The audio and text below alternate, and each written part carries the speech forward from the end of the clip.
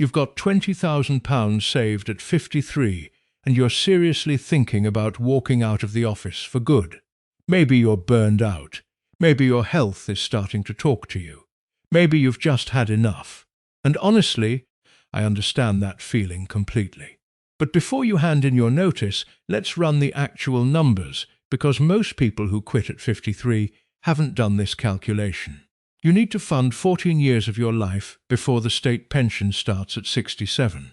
If your essential costs, rent or mortgage, food, energy, council tax, insurance, come to just £1,200 a month, that's £201,600 you'll need to find before you ever see a penny from the government. That's the bridge, and £20,000 doesn't cover it. Now here's the part the YouTube success stories tend to leave out. Even after you reach 67 and the state pension kicks in, the full new state pension in 2026, 27 pays £12,548 a year, which works out to about £1,046 a month.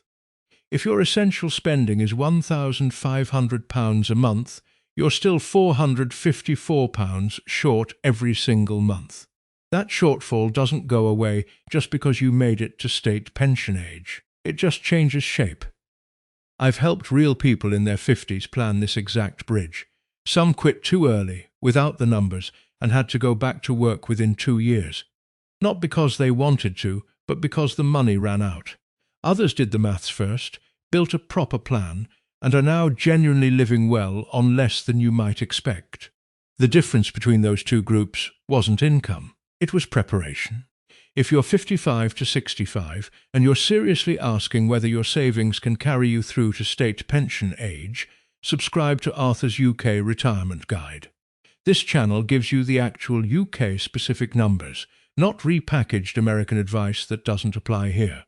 In this video, I'm going to walk you through the bridge gap, the health reset that won't send you to hospital, the tax rules that can top up your income legally, and the one conversation that stops most people from ever pulling the trigger. Let's start with the maths. Most people who think about quitting at 53 make one particular mistake in their planning. They assume they need to replace their full working salary for the rest of their life. They don't, and that misunderstanding sends them looking for the wrong number, a number that feels impossible, when the actual number they need is much more specific and often much smaller. The real calculation works like this. You need 25 times the annual gap between what you spend and what your guaranteed income will be. That's the number your pot needs to be, not 25 times your total spending. 25 times the gap. Let me make that concrete. Say your essential spending is £1,500 a month. That's £18,000 a year. After you reach 67, the full new state pension in 2026, 27 pays £12,548 a year. So your gap, the amount your savings need to cover, is £5,452 a year. Multiply by 25 and you get £136,300. That's the pot you need invested in ISAs or pensions to cover your spending gap after state pension age. Not £600,000, not £800,000. £136,300 if your spending stays at that level. But, and this is the part most people miss, that calculation only covers after 67. Between 53 and 67, you have no state pension and no salary. Everything comes from savings. That's 14 years of drawing down your own money every single month before any guaranteed income arrives. And if you drain too much during those 14 years, you arrive at 67 with a pot that's too small to cover the gap. Then you're relying almost entirely on state pension alone. Here's why that matters. The PLSA, the Pensions and Lifetime Savings Association, sets a benchmark called the Minimum Retirement Standard. In 2026, that minimum for a single person is £14,400 a year.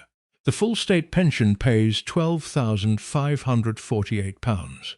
That's nearly £1,900 a year below what the PLSA defines as the floor for a basic acceptable retirement. So if you arrive at 67 with your pot depleted, you're not just getting by, you're below the line that the industry itself considers a minimum standard. This is the trap. It's not that people make a reckless decision to quit. It's that they focus on the life after 67 picture and forget that the 14 years before it have to be fully self-funded. Both sides of the bridge matter. The years before state pension age are where people most often run into serious trouble. The bridge plan needs two distinct numbers: how much per month you need from savings during years 1 to 14, and how much your pot needs to be to cover the gap from year 15 onwards. Running only one of those calculations is what gets people into difficulty. I used to think about this mostly in terms of the long-term pot, the retirement number. Then I started looking more closely at the cases where things had gone wrong for people in their 50s, and almost every time the problem wasn't the pot size at 67. It was the drawdown rate in the 14 years before that. That's when I changed how I looked at this completely. So before you think about whether £20,000 is enough to retire at 53, the first question is, what does your bridge actually cost?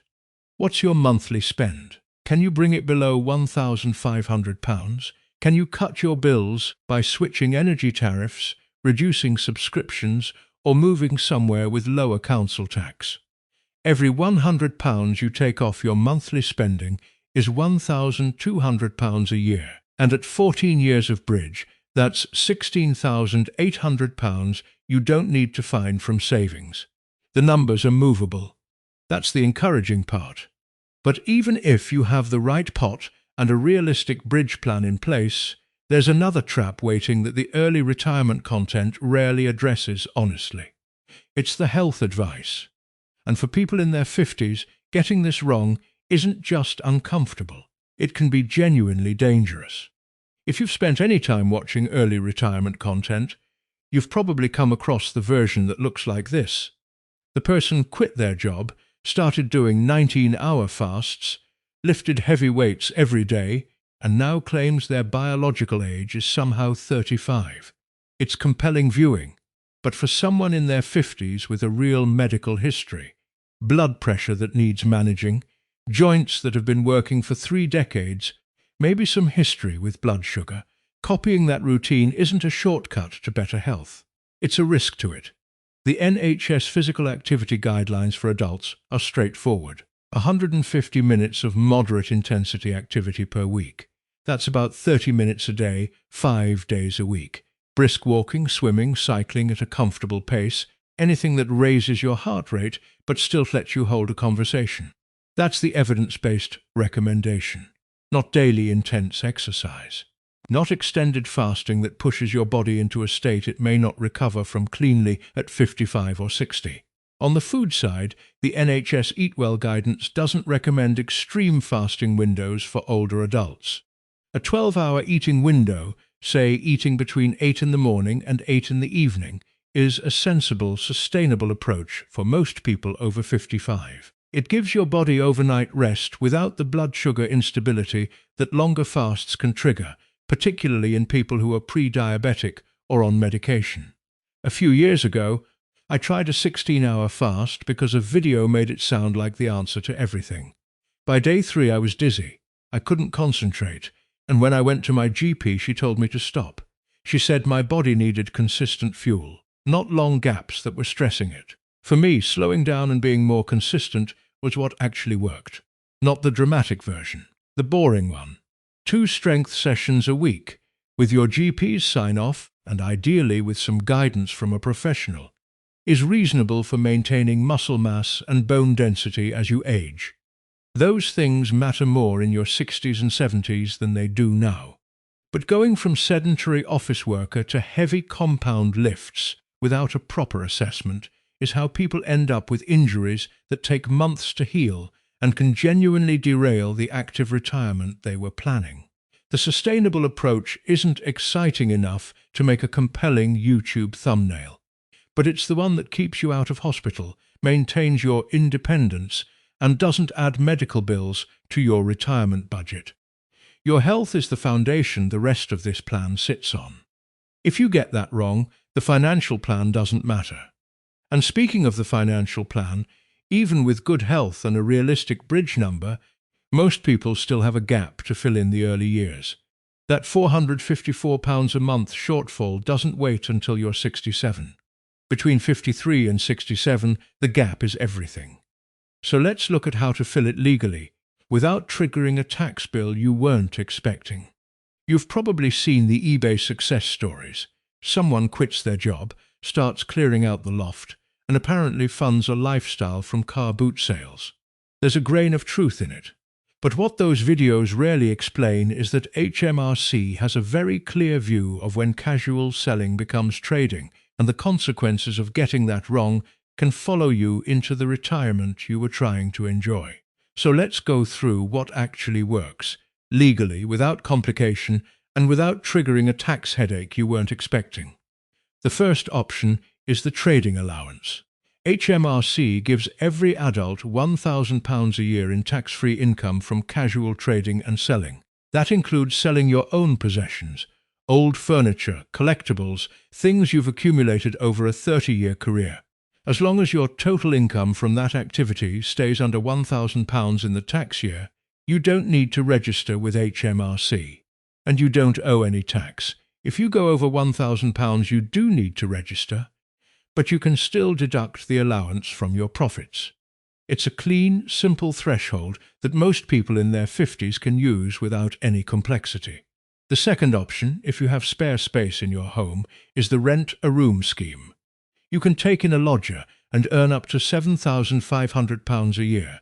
That's £625 a month, completely tax-free. This scheme has been around for decades, and it's one of the most underused income sources available to homeowners. If you have a spare bedroom and you're home anyway, that's a meaningful contribution to your bridge without any tax liability. The third option is part-time work. I know that doesn't sound like the dream. You quit the rat race and then you're working again. But the key difference is on your terms. The personal allowance in 2026-27 is £12,570. Any employment income you earn below that is tax-free. At the current national living wage of £12.71 an hour, a 10-hour week gives you around £6,609 a year. That's well within the personal allowance, so no income tax. Add that to the state pension when it arrives, and you've meaningfully reduced how hard your savings have to work. The fourth option is your ISAs. Withdrawals from a stocks and shares ISA are completely tax-free at any age. There's no rule saying you must wait until a certain age to access the money. If you've been building an ISA over the years, that money can form a significant and tax-efficient part of your bridge income, drawn down steadily, without triggering any income tax liability. None of these four options requires a business plan. None requires you to become self-employed overnight or register a company. They're the parts of the tax system that already exist, that most people don't think about until they're desperate, and that can together cover a meaningful portion of that monthly income gap. To put a number on it, £7,500 from a lodger plus £6,609 from a 10-hour part-time week gives you £14,109 a year. All within your personal allowance, all tax-free. That's nearly £1,176 a month. Add the state pension at 67, and that £454 monthly gap becomes very manageable. The money side is solvable. The harder part, the thing that actually stops most people from pulling the trigger, isn't a number at all. When people in their 50s talk about why they haven't made the move yet, money is often the first thing they mention.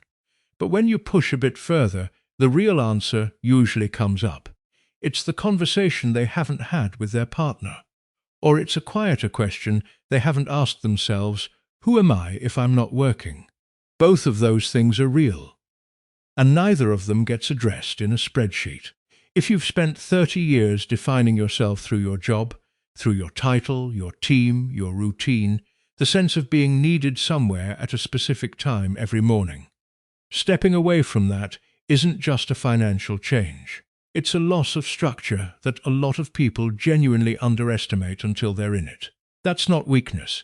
It's the normal response of someone whose entire adult identity has been built around a working life. Your partner's reaction to the idea may surprise you. Even if they're broadly supportive, the financial uncertainty is real, and a person who loves you will feel it. Dismissing that as lack of faith in you is the wrong read. It's concern, and it deserves a proper answer. When I first told my partner I wanted to cut my hours significantly, her first instinct was that I was having some kind of midlife crisis. I didn't argue with her about it. I sat her down with a spreadsheet. The bridge numbers, the income plan, the monthly budget, the worst-case scenario. It wasn't romantic, but it worked. Because when the fear is about uncertainty, the most useful thing you can give is certainty, not reassurance, actual numbers. The practical approach for the identity side is to treat the first step as a trial, not a resignation. Ask yourself one question: can I live on a reduced income for 3 months while working fewer hours? Not quitting outright, just reducing. Dropping to 3 days a week or taking a career break for a defined period. That test removes the irreversibility that makes the decision so frightening, and it gives you real data instead of anxiety. If the trial works, if you can manage the budget, if the identity shift is manageable, if the relationship stays solid, then you have evidence. You're not jumping into the unknown.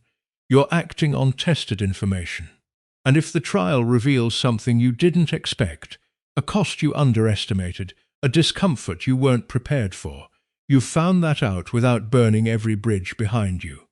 Once you've done the work on both the numbers and the conversation, all that's left is to put the plan together one final time and decide. Let me bring the 3 things together. First, the bridge from 53 to 67 is the hardest part of this plan. Not the investment strategy, not the lifestyle design, the 14-year gap before state pension arrives. Calculate your monthly spending. Work out how much you need your pot to cover each year during those 14 years. Then work out the gap, the difference between what you spend after 67 and what state pension pays, and multiply that by 25. That's your target pot. Both numbers matter. Don't work on one without the other. Second, the health reset that actually works for someone in their 50s and 60s is not the one on the thumbnail. It's 150 minutes of moderate movement a week, a sensible eating pattern, and strength work done with proper guidance. Boring? Yes, but it's the version that keeps you out of hospital and keeps your retirement costs predictable. Third, the tax system has already built in tools that let you earn income without paying tax on it. The trading allowance, the rent-a-room scheme, the personal allowance on part-time work, and tax-free ISA withdrawals. Those 4 alone can take a significant bite out of your bridge gap without any complex planning. Retirement isn't about having a number that sounds impressive. It's about knowing your own floor, the exact amount that covers your life, and having a plan that gets you there and keeps you there. That number is different for everyone, but it is a number. It's specific, and once you know it, the decision about when to go stops being frightening and starts being a calculation. If you're in the UK between 55 and 65, and you want the actual numbers that apply to your situation, not advice built for a different tax system in a different country, then subscribe to Arthur's UK Retirement Guide. Every video on this channel is built around the rules and the reality that apply here.